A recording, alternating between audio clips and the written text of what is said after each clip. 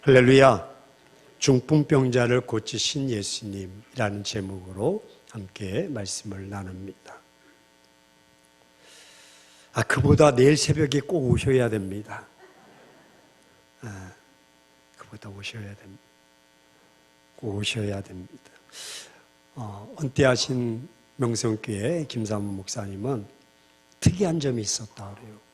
저도 목이 최근에 많이 이렇게 어려움 가운데 있어서 특세를 앞두고 1, 2부, 2부, 3부 다소 좀 무리였지만 은혜 가운데 하고 있는데, 그 목사님은 의도적으로 특세가 있는 전주 월요일날 있으면 그 주일날은 설교를 전혀 하지 않는다고 합니다.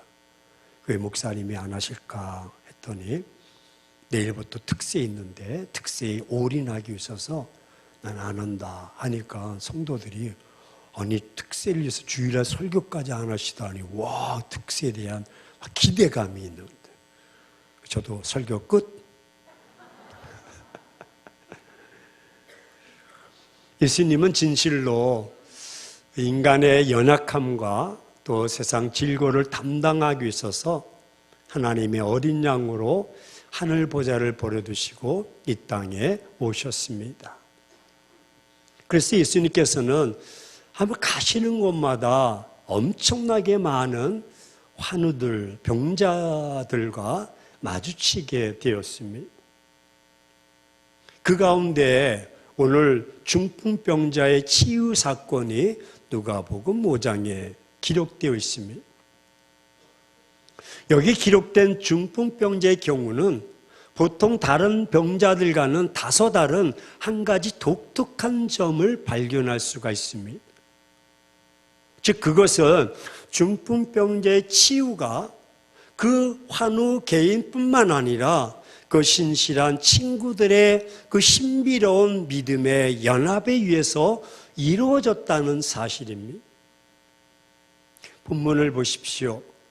어느 날 예수님께서 한 중풍병자를 만나게 됩니다. 만나는 장면을 보면 그는 침상에 누인 채 다른 사람들의 도움으로 예수님께 나왔습니다. 하지만 사람들이 인산인해를 이루고 있었고 주변에 너무 사람들이 둘러싸여 있어서 예수님께 가까이 다가갈 수가 없습니다. 혼자 몸도 뚫고 들어가기 어려운데 그 침상채 매우 왔으니 더 어려운 거지. 이 사람들이 지혜를 썼습니다. 옥상으로 올라가서 지붕을 뜯어내는 것입니다. 그리고 구멍이 뚫리면 거기다 침상에 누인 채로 예수님 앞에 그 중풍병자를 달아 내리고 있는 것입니다. 한번 상상해 보세요. 그날 문이 쫙 열렸을까요? 지붕이 막 모래가 떨어지고 먼지가 일으키고 소음이 나고 사람들이 이건 뭐야? 지붕이 무너지나 막 아수라장이 되었을 것입니다. 하지만 이들은 아무리 큰 어려움을 만나더라도 끝까지 포기하지 않고 마지막 순간까지 그 병자를 예수님께 내려놓았습니다. 그러자 예수님께서 20절의 말씀, 우리가 익히 잘 알고 있지만 한번 보실까요? 예수께서 그들의 믿음을 보시고 이르시되 이 사람아 내 죄사함을 받았느니라 라고 말씀하십니다. 우리는 전혀 의심하지 않죠. 예수님은 그들의 믿음을 보시고 요즘 말로 말해서 중풍병자에게 얘야 왜? 그 모습이 치근하지 않습니까? 지붕까지 뜯어내고 사람들에게 민폐를 주면서까지 달아내리는 그 모습은 용기를 내라. 내 죄는 용서받았다. 그렇게 말씀하고 계시는 것입니다. 그러자 율법학자 중에 어떤 사람들이 속으로 생각하기 이 사람이 지금 하나님을 모독하고 있다라고 생각하고 있습니다. 주님은 이 생각까지도 아시고 질문합니다. 예수님께서 중풍병자와 그를 돕는 사람들의 행동을 보시고 죄사함을 받았다고 선언하십니다. 그런데 함께 있던 서기관과 바리새인들이 그 예수님께서 믿음을 보시고 죄사함을 받았다고 선언하시는 것에서 전혀 동의하지 않고 오히려 반론을 제기합니다. 21절에 서기관과 바리새인들이 생각하여 이르되 이 신성 모독하는 자가 누구냐? 오직 하나님 외에 누가 능히 죄를 사하겠느냐라고 반문합니다. 당시 유대의 서기관과 바리새인들은요, 아주 신학자들입니다. 성경에 능통한 자들입니다. 많이 알고 있는 자들, 종교적으로 지도자입니다. 하지만 예수님을 하나님의 아들로 인정하지 않고 있습니다. 따라서 그들은 죄사함에 대해서 하나님만이 할 수 있는 것으로 여기고 지금 예수님께서 선포하신 것을 보고 이건 뭐야? 신성 모독했다고 주장하고 있는 것입니다. 참으로 입장이 난처합니다.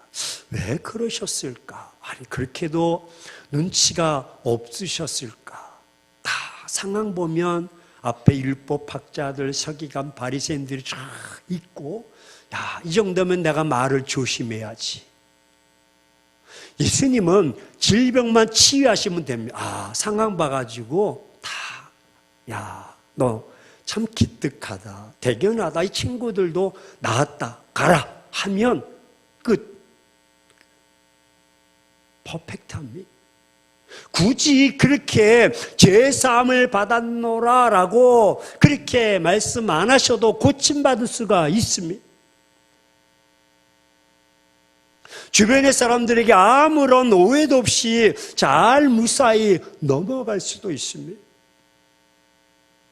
오히려 주제가 바뀌어서 그 지붕에 그걸 수리하는데 얼마가 들고 그걸 기간이 얼마나 걸리고 아마 그게 떨어져서 머리 다친 사람이 아마 그런 주제로 바뀌었을지도 모릅니다.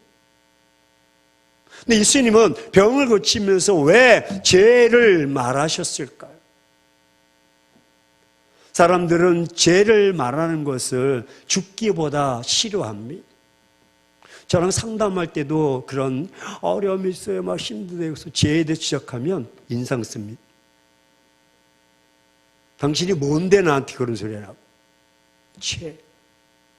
따라서 예수님은 불쌍한 환자에게 그냥 치료만 해주시면 안 되었을까? 예수님은 아시면서 왜 바리새인들에게 오해를 살 만한 행동을 지금 의도적으로 하고 계실까? 둘러선 사람들이 실망하는 모습을 엿볼 수 있습니다. 이는 요즘 말로 말해서 아픈 환자의 상처를 찌르는 말이요, 2차 가해를 하는 것입니다. 그렇잖아, 몸이 아파서 왔는데 내 죄까지 뒤집어, 이건 2차 가해입니다. 더욱이 환자를 메고 온 친구들이 발을 동동 구르며 안타까워합니다. 아이고 이건 뭐야, 병 고치러 왔다가 내 죄만 들통나는 거 아닐까.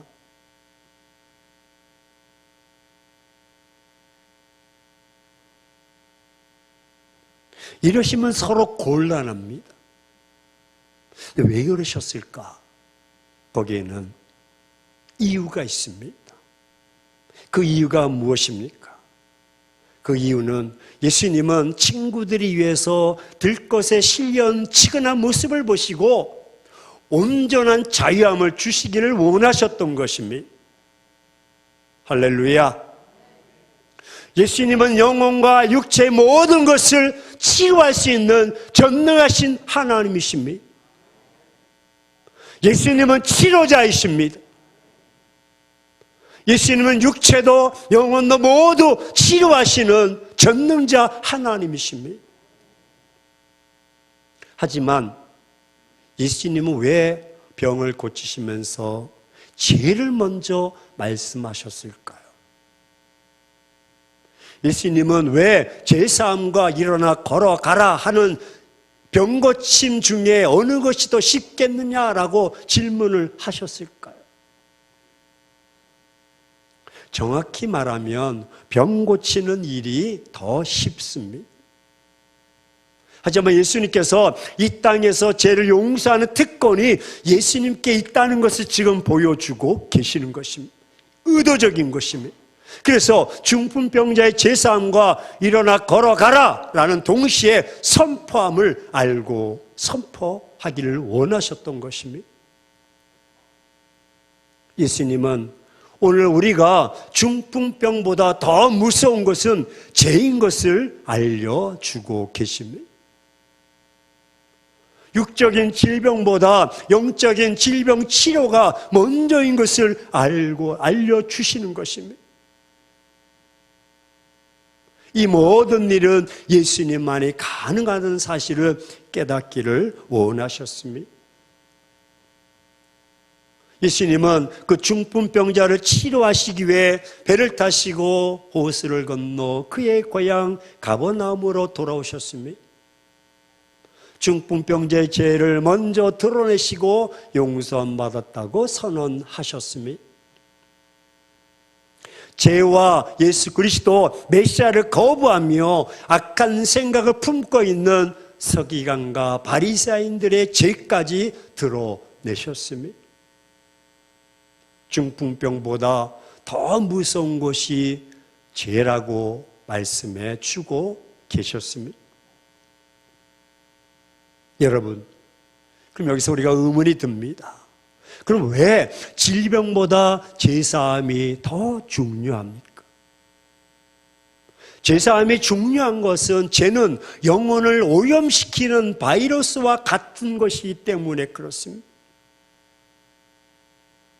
인류 최초의 조상인 아담과 이브가 죄를 지었습니다. 언제입니다? 이 인류의 망령된 행실로 인해서 인간의 DNA 속에 죄가 유전되어 있다는 것입니다. 그래서 로마서 6장 23절에 죄의 싹은 사망이다 선언하고 있습니다. 반면에 하나님의 은사는 그리스도 예수 우리 주 안에 있는 영생이라고 비교하고 있습니다. 사망과 영생입니다. 우리가 원하든 원치 않든 상관없이 죄의 DNA가 이미 우리 몸 안에 들어와 흐르고 있다는 것입니다. 죄의 싹은 사망입니다. 죽음을 가져오는 죄 안에 각종 질병과 저주와 또 절망, 원수, 대리 이런 보따리로 죄가 각 싸가지고 오는 것입니다.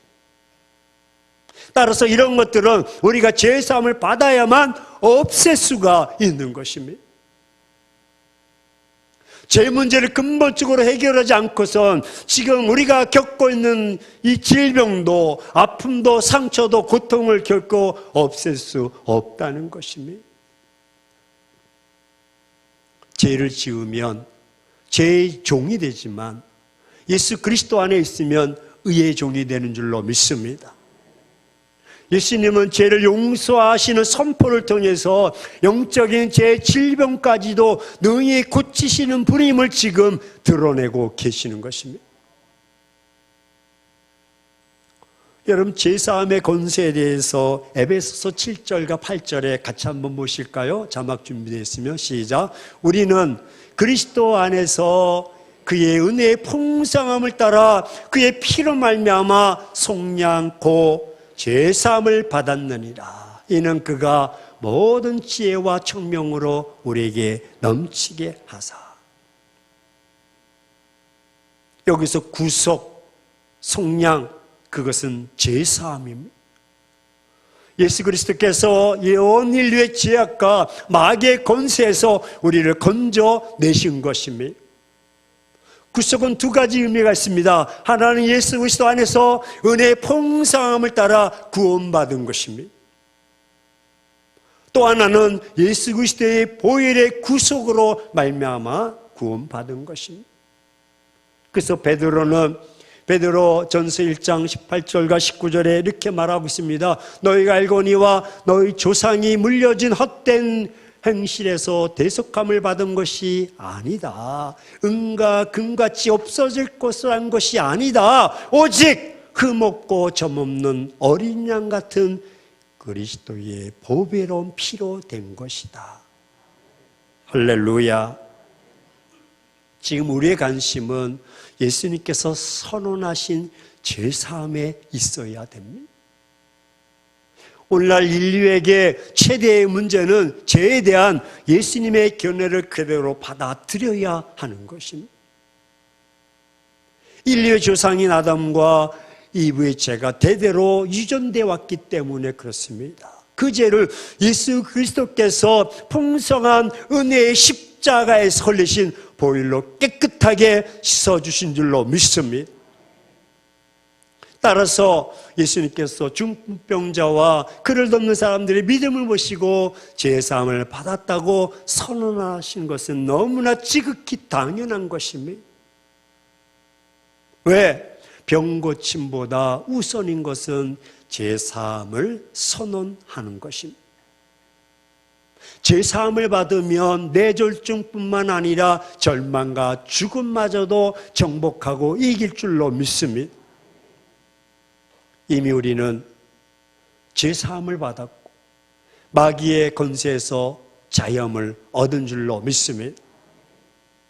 하지만 너무나 오랫동안 죄 아래서 또 죄를 짓고 살기 때문에 마귀가 계속 우리를 속이고 있다는 사실을 잘 모르고 있습니다. 자꾸 매어서 살아가는, 자꾸 잊어버립니다.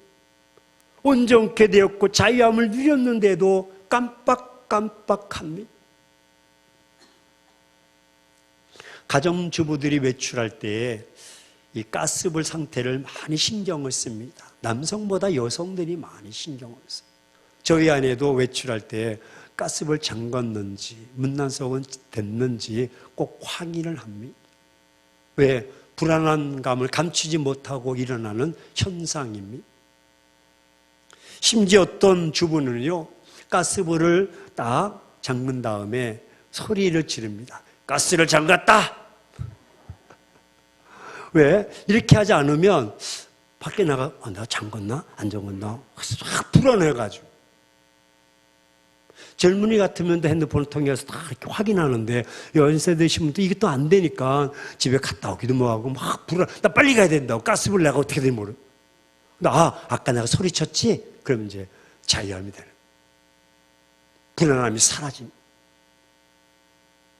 우리는 이미 죄사함을 받은 사실에 있어서 끊임없이 나는 죄사함 받았어. 나는 온전한 사람이야. 할렐루야. 이미 2000년 전에 예수 그리스도께서 그 십자가상에서 피와 진액을 다 쏟아주심으로 그 치유의 사실을 우리 입술로 날마다 선포해야 되는 것입니다. 그리고 더 이상 죄책감에서 시달리거나 죄의 종로를 타거나 죄의 노예가 되거나 죄에 얽매이지 말아야 하는 것입니다.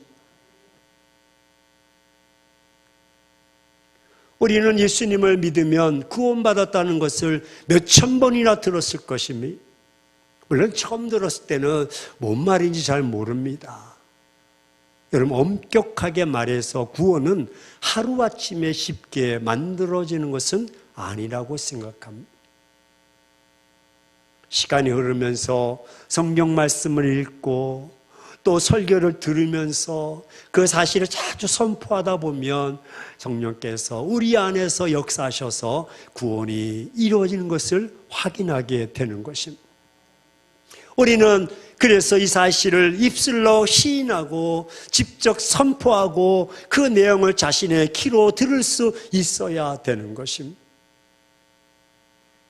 하지만 우리는 이성의 벽이 높고 오랫동안 상식의 여러분 세계에서 살아왔기 때문에 믿음의 세계로 들어간다는 것은 그리 쉽지 않습니다. 왜? 내가 살아온 수십 년 동안의 경험과 발자취가 있기 때문에. 따라서 우리가 해야 할 일은 주여 나의 믿음 없음을 도와 주옵소서. 회개합니다. 용서해 주옵소서. 그리고 그 받은 은혜를 믿음으로 선포하는 것입니다. 그럴 때 우리는 놀라운 역사를 경험하게 될 줄로 믿습니다. 죄사하면 정과 치유의 기적을 경험하게 될 줄로 믿습니다. 사랑하는 행복한 교회 성도 여러분, 암보다 더 무서운 병이 있는 것을 알고 계십니까? 누가 암에 걸렸대. 그래, 암보다 더 무서운 것은 죄입니다. 왜냐하면 암은 병원에서 다소 고칠 수도 있지만 죄는 병원에서 고칠 수가 없습니다. 여러분은 영적인 질병이 더 문제요, 심각한 병인데도 생각하지 못하고 육적인 문제와 고통만 보고 있지는 않습니다. 아유, 여기다 아프고 여기다 아프고. 영적 질병의 실체는 죄임을 알고 계십니다. 이 세상 그 어떤 사람도, 아니 목사도 장로도 권사도 만약 죄를 해결하지 못하면 무너진 인생을 살 수밖에 없다는 것입니다.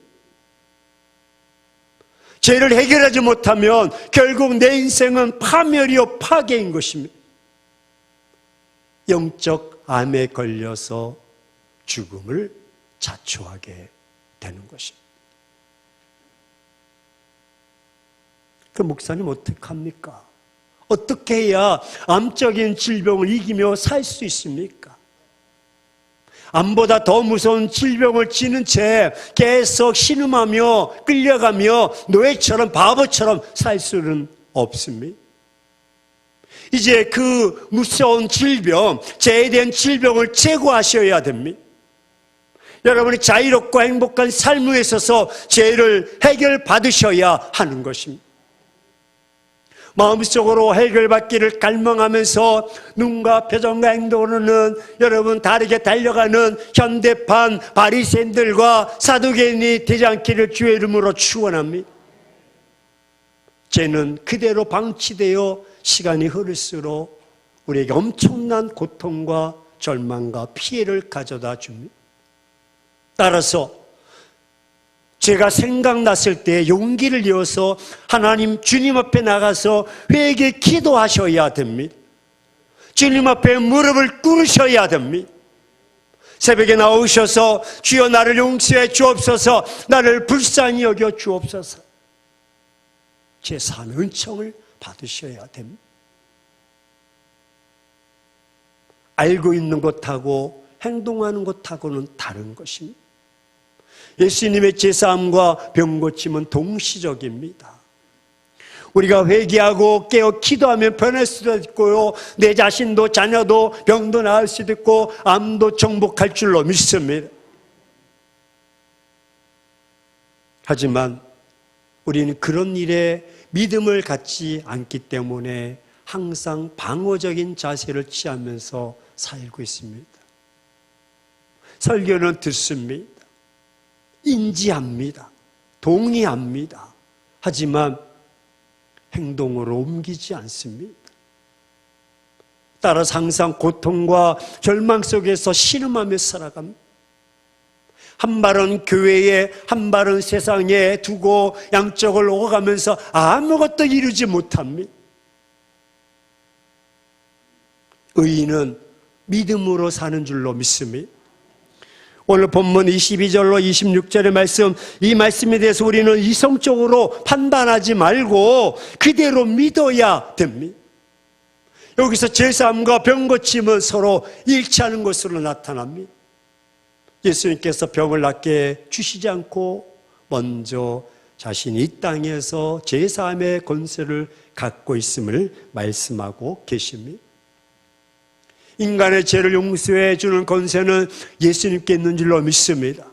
많은 사람들은 제사함과 병고침을 분리하지만 제사함과 병고침은 동시적입니다.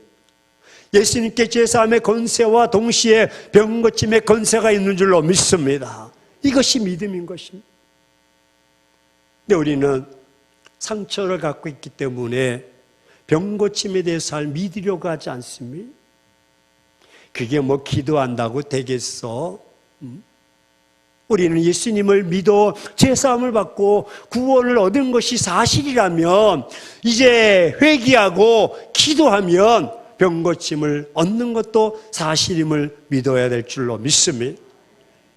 그래서 저는 믿음은 암보다 더 무서운 죄를 고침받게 하는 것이 믿음이다. 믿음은 암보다 더 무서운 죄를 해결하시는 분은 오직 예수님 뿐이다 라는 것을 믿는 것이 믿음인 것입니다. 믿음은 암보다 더 무서운 죄를 해결받아야 온전한 자유가 있게 됨을 믿게 하는 것이 믿음인 것입니다. 우리는 하나님의 자녀이기 때문에 하나님과의 특별한 관계 안에 들어가 있는 줄로 믿습니다. 여러분, 우리는 보통 사람이 아닙니다. 우리는 특별히 구별된 하나님의 자녀들입니다.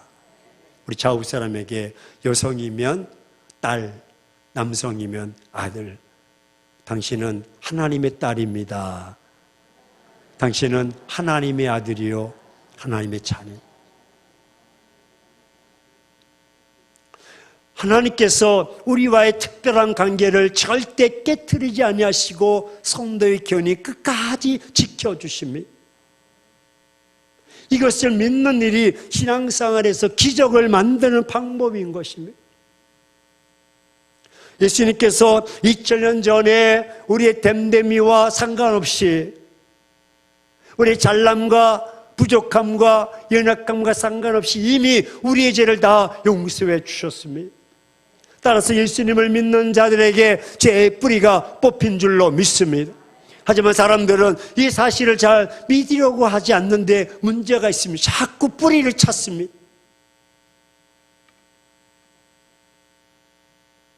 저는 다리를 잃고 고통스러워했던 한 같이 신학교 동기를 기억합니다. 그 당시에 그분은 여기 일산 가다 보면 식사동에 사셨는데 신학교 들어오기 전에 철도청 서울역 거기서 근무하다가 겨울에 수리하다가 그만 미끄러져서 넘어졌는데 열차가 그 위를 지나가는 바람에 이 하반신이 다 엉덩이 밑으로 잘려버렸습니다. 그래서 회복이 안 되고 결국 그렇게 살게 되었습니다. 오토바이를 타고 식사동에서 서울역까지 가는 동인데요. 거의 오토바이를 타고 등하교를 했습니다. 서울역 근방에서 신호 위반이 걸려서 경찰이 여보세요! 무섭게. 그랬더니 전도사님이 당신이 오세요! 신경이 경찰 화가 나가지고 아니 위반한 사람이 와야지 당신 지금 뭐 큰 소리냐고 그랬더니 여봐 내가 다리가 있어야 가지. 왜 다리가 없는 거야. 그러니까 이제 경찰이 또 숙소 그냥 가시라고 고맙다고 그러고 이 얘기하려는 것이 아니라 저에게 전사님 아픔이 있다고. 이게 태어날 때부터 그런 것이 아니라 이게 작년 때 다쳤으니까 항상 다리에 대한 내가 인식하고 있는 다리가 잘려서 피가 순환되지 않으니까 다리가 엄청나게 가려움을 느끼는 거예요. 그래서 너무너무 고엽증 환자가 막 긁듯이 그래서 너무 내가 가려워서 다리를 긁으려는데 다리가 없는 거예요. 이미 잘려나갔는데 그걸 찾는 거야. 내가 다리가 없지. 근데 머리는 다리가 계속 가려. 막 그 바늘로 찔러야 고통이 멎는 것처럼 너무 힘들어. 심지어 잠을 자다가 꿈에서도 다리가 너무 아파가지고 찾는데 다리가 없더래. 깜짝 놀라 자기가 깼다는. 저는 이 말씀을 그분에게 아픔이지만 어떤 집사님이 기도하실 때마다 삶을 살아가다 보니까 어렵고 아이들도 많고 또 뜻하지 않게 또 임신이 되었는데 아이를 지우게 되었다. 그리고 난 뒤에 죄책감에 나는 살인자요. 나는 사람을 죽였어요. 그러면서 그때부터 회개하고 기도할 때마다 눈물로 기도하는, 어제도 하고 1년 전에도 하고 기도할 때마다 그런, 이미 눈물로 기도하고 회개했다면 주님이 다 받으시고 다 용서해 주셨는데 다시 또 그걸 끄집어서 긁으려고 찾는 거예요. 2000년 전에 그 십자가상에서 다 피 흘려 죽으시면서 그 원죄 모든 죄를 다 사해해 주시고, 우리가 기도할 때마다 용서하시고 깨끗하게 하시고 동의서에서 먼 것처럼 깨끗하게 주시는 것을 믿지 못하는 거예요. 또 끄집어내는 거예요. 또 끄집어내서 또 긁으려고 하는 거예요. 하지만 우리는 이미 죄사함을 받은 줄로 믿습니다. 마귀의 권세에서 벗어나 자유함을 누렸습니다. 죄에서 자유함을 누리고 믿음으로 자유함을 누리게 된 것입니다. 더 이상 찾을 필요가 없습니다. 더 이상 끄집어낼 필요가 없습니다. 더 이상 매일 필요가 없습니다. 사랑하는 행복한 교회 성도 여러분, 내 인생의 죄를 치료받기 위해서 그럼 어떻게 해야 될까요? 죄사함에 대한 분명한 고백이 있어야 됩니다. 우리가 사방으로 우겨쌈을 당하고 환난을 겪을 때에도 하나님께서 능히 이기게 하실 줄로 믿습니다. 왜? 믿는 자에게는 능치 못함이 없다고 말씀하셨기 때문입니다. 따라서 구원에 대한 믿음을 갖듯이 다른 것에 대해서, 죄에 대해서도 고백하면 깨끗하게 씻어주시고 자유함을 주신다는 믿음을 가져야 될 줄로 믿습니다. 이 시간 복음의 권세와 축복이 실제적으로 이루어지기를 축원합니다. 따라서 절망에서 소망으로, 죽음에서 생명으로, 모든 질병에서 자유함을 얻기를 축원합니다. 지금 이 순간에 죄사함을 얻기 위해 병고침을 얻기 위해서 기도할 때에 하나님의 용서하심과 회복과 치유가 있게 될 줄로 믿습니다. 그럼 우리 시간 우리가 다 함께 나의 죄를 용서하기 위해서 예수님이 십자가에서 죽으셨음을 고백하며 회개합시다. 죄사함을 받는 것을 하나님 앞과 내 자신 앞에서 당당하게 선포해 봅시다. 날마다 예수님 안에서 사시는지를 확인합시다. 예수님 앞에 나오는 자들에게 자신의 육적인 질병을 치료받게 될 줄로 믿습니다. 죄사함도 받게 될 줄로 믿습니다. 두렵고 떨리는 마음으로 하나님을 섬기며 찬양으로 영광 돌리게 될 줄로 믿습니다. 말씀을 정리합니다. 이 말씀을 듣고도 계속 마음의 가려움으로 끄집어내서 긁으려고 내가 그것 때문에 계속 매여있지 않기를 주의 이름으로 축원합니다. 불쌍한 영혼들입니다. 죄와 질병의 고통으로 인해서 신음하며 살게 되고 하나님의 복음의 권세와 축복에 상관없이 영적 빈곤 상태로 갈등하며 괴로워하며 병들고 절망하는 삶을 살 수밖에 없습니다.